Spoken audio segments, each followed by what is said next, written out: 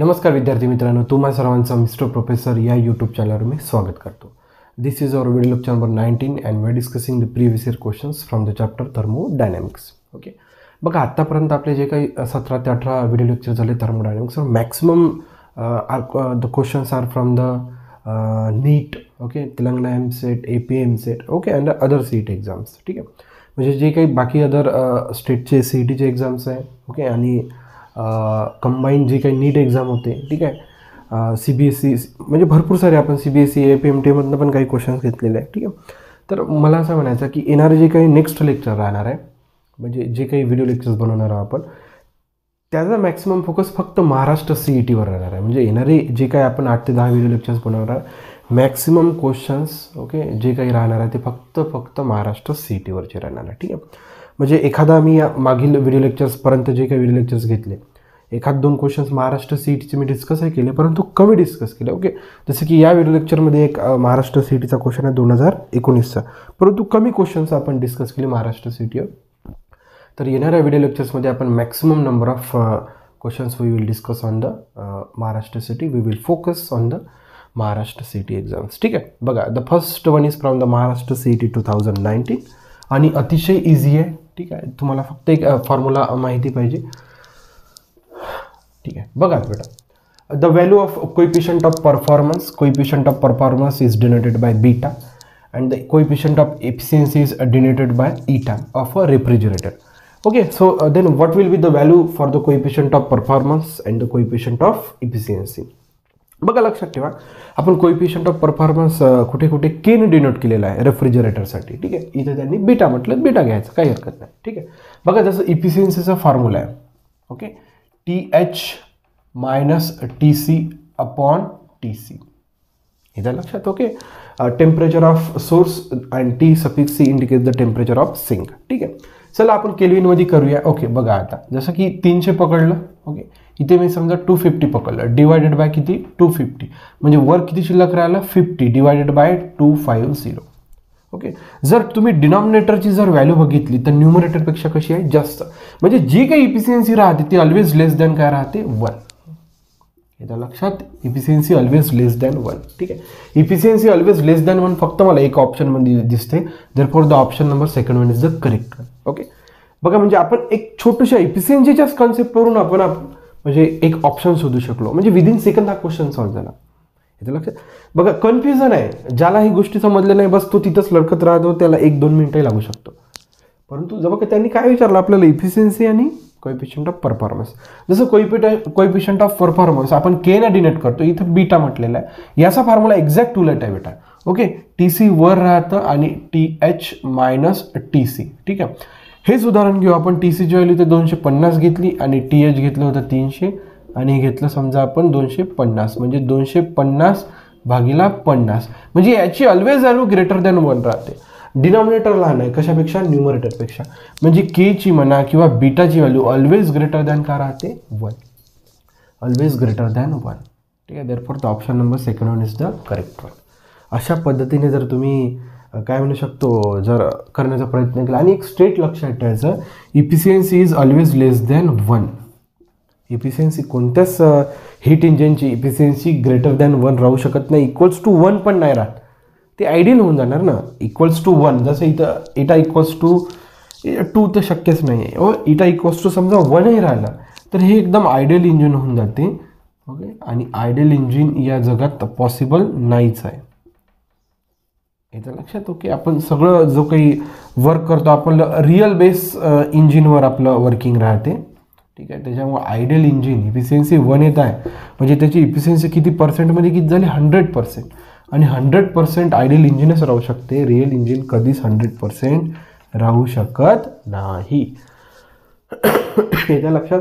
2 फॉर्म्युल्याच्या बेसवर तुम्हाला विदिन सेकंदात समजते की बा इफिशियन्सी काय होऊ शकते, कोएफिशियंट ऑफ परफॉर्मन्सची व्हॅल्यू काय होऊ शकते. ठीक आहे, अशा पद्धतीने जर तुम्ही केला तर महाराष्ट्र CET 2019मध्ये आलेला अशा टाईपचे क्वेश्चन्समध्ये तुम्हाला काहीच वेळ लागणार नाही. याच्या लक्षात. बघा, this is the way that you can solve the solution for the first numerical. So we will move to the numerical number 2 and which is from the MSET AP MSET 2016. बघा, ज्यांना कुणाला पॉज करून note down करायचं असेल तर त्यांनी pause करून note down करू शकता. ठीक आहे, so we are moving to the numerical number second. बघा आता तो पण अतिशय इझी आहे, म्हणजे खूप काही कठीण त्याच्यात आहे पण नाही. बघा आता बघा, a Carnot refrigerator absorbs heat from at 0 degree Celsius and give it to a room at 27 degree Celsius. म्हणजेच आपल्याला दिलेला आहे TC 0 डिग्री सेल्सिअस, ओके, आणि TH 27 डिग्री सेल्सिअस. ठीक आहे, याला आपण केल्विनमध्ये कन्वर्ट करू. 273 केल्विन झालं, हे झालं 300 केल्विन. आपल्याला डिग्री सेल्सिअस टू केल्विनमध्ये जात असताना आपण 273 ॲड करतो. 27 मध्ये 273 ॲड झाले 300 kelvin. Clear. when it converts 2 kg of water at 0 degree Celsius into the ice. इथं लक्षात 0 डिग्री सेल्सिअसवर ओके मास किती दिलेलं होतं 2 किलोग्रॅम. ठीक आहे, हा कशात कन्वर्ट केला आपण आईसमध्ये. ठीक आहे. So what is the work done is required. Okay, म्हणजे त्या पाण्याला म्हणजे बर्फामध्ये कन्वर्ट करण्यासाठी काय वर्क डन लागलं हे आपल्याला फाइंड आउट करायचं आहे. चला, काही हरकत नाही. And they have given the latent heat of fusion that is L equals to 333 into 10 power 3 joule per kilogram असेल, आहे की नाही, जूल पर किलोग्रॅम. बघा आता आपण इथं रेफ्रिजरेटर आहे, कोइफिशियंट ऑफ परफॉर्मन्स, हा कोइफिशियंट ऑफ परफॉर्मन्सचा फॉर्म्युला आपण यूज करून इझिली फाइंड आउट करू शकतो. ठीक आहे.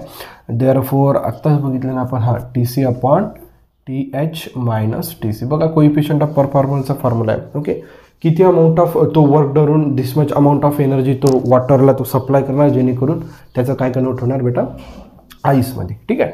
बघा Q suffix is nothing but the amount of heat energy given to the water. ठीक आहे. बघा आता ही एनर्जी कशा काउंट करायचं. बघा आपल्याकडे वॉटरचं मास आहे m आणि किती amount of heat energy provide केली m into latent heat of fusion किती आहे 333 into 10 power 3 joule per kilogram.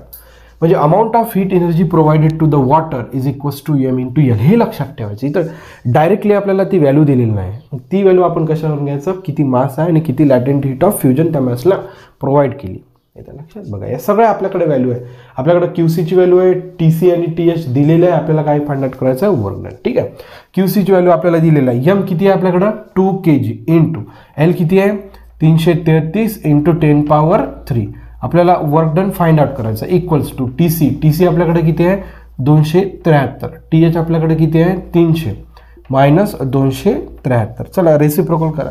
Therefore work done upon 2 into 333 into 10 power 3. ठीक आहे, इक्वल्स टू हे किती राहिलं 27 अपॉन 273. ठीक आहे. Therefore work done equals to 27 into 2 into 333 into 10 power 3 divided by 273. बघा हे जे काही वर्क डन येते हे जूलमध्ये यायला पाहिजे.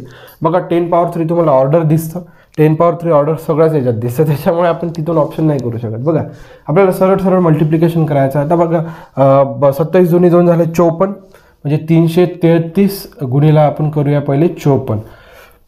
4 1200 2 हातचाला 1, 4 1200 12 1 1300 3 हातचाला 1, 12 1 4 12 12 1 परत 13. चला इंटू 3 5 1500 5 हातचाला 1, 3 5 15 1 1600 6 हातचाला 1, 15 1 16 म्हणजे 2 5 3 8 6 3 9 6 1 7 म्हणजे 17982. ठीक आहे. therefore work done equals to 17982 divided by 273 into 10 power 3 joule. बघा आता एका गोष्टीवर लक्षात येते, 17982ला 273 कितीने भाग जातो हे जर आता आपल्या लक्षात आलं की काही मोठी अडचण नाही. 5ने जातो, 6ने जातो, कितीने जातो आपल्याला ते फाइंड आउट करायचं आहे. फक्त आपल्याला पहिला डिजिट फाइंड आउट करायचं. बघा सगळे वेगवेगळे आहे. इथं पहिला डिजिट 2 आहे, इथं 8 आहे, इथं 6, इथं 9 आहे. फक्त आपल्याला पहिला डिजिट फाइंड आउट करायचा. 17982 डिवायडेड बाय 273. बघा 1ने तर भाग जातच नाही. ठीक आहे, त्याच्यामुळे नियर अबाउट 5 किंवा 6ने जाऊ शकतो. आपण 6ने करून पाहू. साइन 3 1800 8 हातचाला 1 7 कम हातचाला 4, साइन 2 12 12 न 4 16 1638. बरोबर आहे, 6ने भाग जातो. ठीक आहे, 6ने 1638. बघा पहिला डिजिट्स आहे, त्याच्यामुळे पहिला डिजिट 6 तुम्हाला ऑप्शन नंबर 3 मध्येच दिसतो, त्याच्यामुळे पुढे जाण्याची काही गरज नाही. येत्याने लक्षात आपण काय बरं थांबलो, पहिला डिजिट बघितला. पहिला डिजिट मला 6 कुठंच दिसत नाही, फक्त ऑप्शन नंबर 3वर. हां, पुन्हा जर मग 6 डिजिट एखादा ऑप्शनमध्ये राहिला असतं तर मग परत मला एकदा चेक करावं लागलं असतं, परंतु अशी काही गरज भासली नाही आपल्याला. त्याच्यामुळे the option number 31 is the correct one. So this is the easiest way that you can get the solution for such a type of question. अतिशय इझिली भेटवलं आपण, म्हणजे याच्यात खूप काही मेहनत करावं लागली आपल्याला. Coefficient of performance of refrigerator, तो फॉर्म्युला यूज केला. The amount of heat energy provided, याचा फॉर्म्युला बघा, ही डायरेक्ट व्हॅल्यू देऊन नव्हती, पण आपल्याला मास आणि लॅटेंट हेट ऑफ फ्युजन दिलेलं होतं. मग त्या दोन गोष्टीचा मल्टिप्लाय केल्यानंतर ती व्हॅल्यू मिळते, ते एक तुम्हाला लक्षात ठेवायचं आहे. ठीक आहे, अशा पद्धतीने जर तुम्ही केलं तर काही मोठी गोष्ट नाही. आपला उपक्रम आवडत चालला सर तर नक्कीच आपलं YouTube channel like share subscribe करायला विसरू नका. So thank you for watching. See in the next video.